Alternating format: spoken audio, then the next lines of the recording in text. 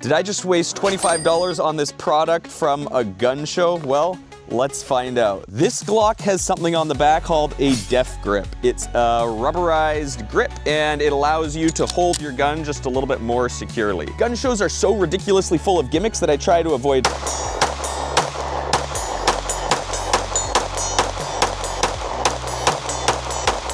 But this is really, really grippy, and the coolest part is it's not sandpapery. After spending my own money on the Def Grip, I can say you guys should definitely check them out and give them a try. I think you're gonna be very happy. It gives you some extra purchase, and you don't modify the internals of your Glock, which is the most important part. Don't mess with Glock perfection, but the Def Grip is a nice addition, and subscribe for more.